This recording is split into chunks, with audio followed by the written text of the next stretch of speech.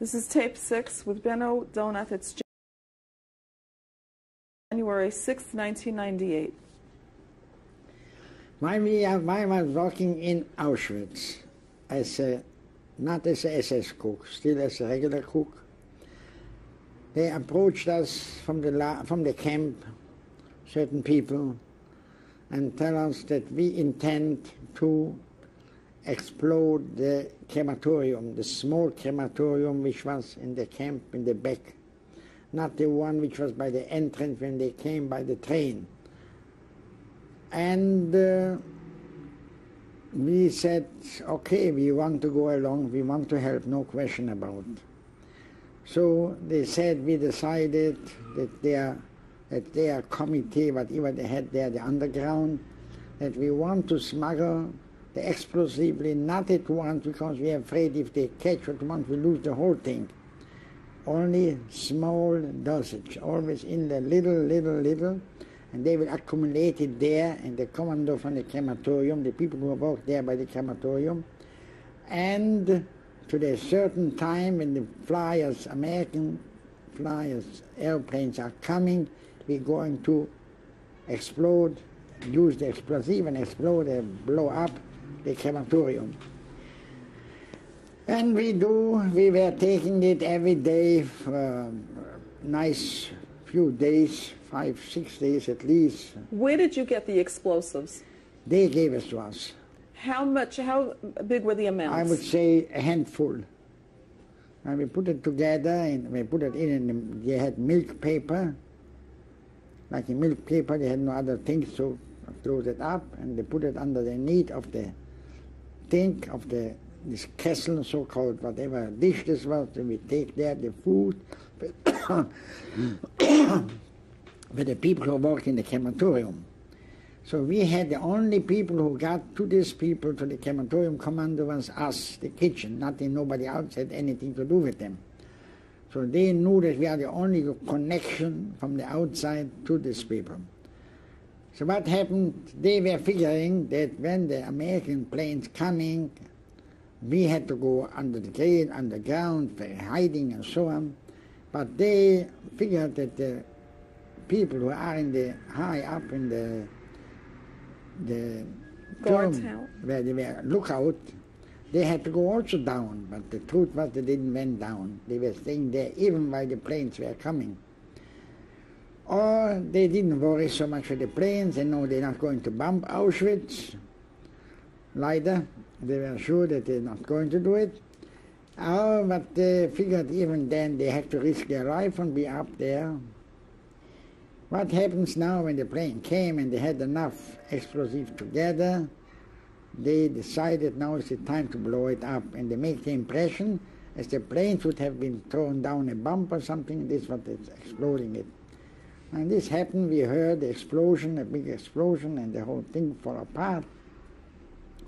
But we thought that everything is over, but it was not like that. They saw exactly that it blew up from down up and not from up down, and right away started an investigation, and they found out who was there next to the crematorium commando. They were not talking, I'm sure they were not saying anything, because they knew they killed them anyway, no different whatever they're going to say, so why should they involve anybody? But they figured out through the connection only the kitchen. So they picked out, they didn't think that we were shipping that piece by piece. They thought it was the whole thing they got the day before, and they were exploding the next day right away.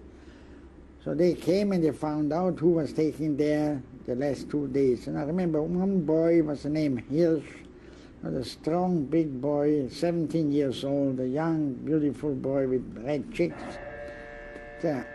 It's a heartbreaking situation to think this back. And they took this boy and another 2 boys, and they put him up against the gate, and that gate was electricity, high electricity. They burned right away black. They became black, burn, and the whole camp was there, and the music was playing. This is what they do usually when they were punishing. They were doing it in front of the whole camp, sitting there next to the gate, and we had to watch as our friend was killed there in front of everybody.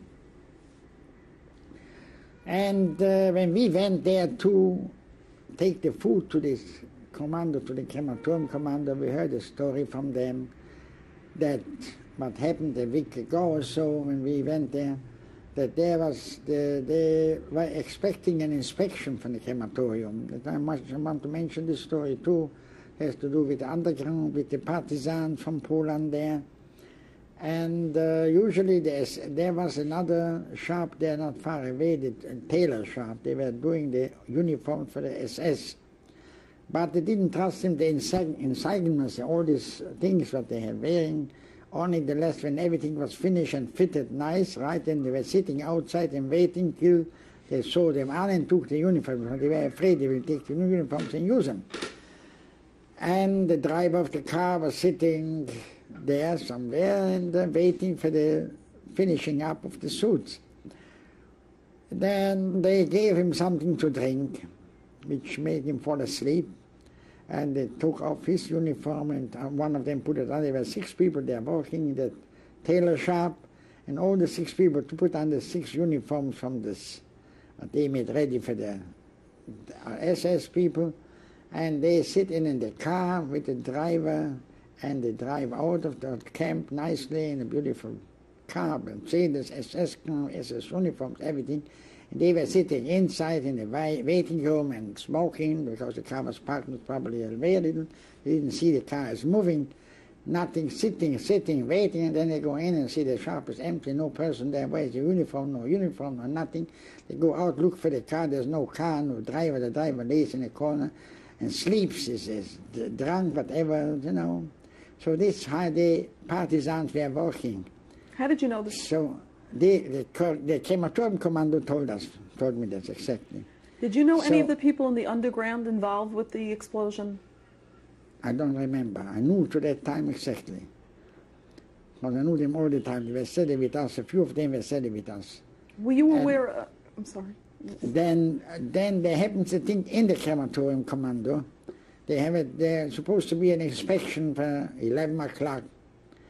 And at 10 o'clock comes our car with SS people out, and they take pictures of the crematorium, took all the records with them, and they left 10:15, 10:20. After they left, they relaxed the people there, figured the inspection is finished, everything went too smooth, finished. At once 11 o'clock, another car comes here, another inspection. What's this? And they come in and they see that what's going on. What happened here? So they asked. They say there was one inspection here at 10 o'clock already. What? Who was here? What was here?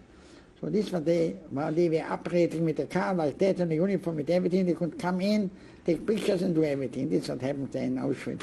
Even in this Auschwitz, in this very tight security, everything, they still had a way to come in and do things, and they knew about that they're expecting an inspection. This is why they let them in. They came earlier, an hour later, didn't mean, but they get their information, and I'm sure the whole world was getting this information later on, but they closed their eyes and didn't want to know about anything.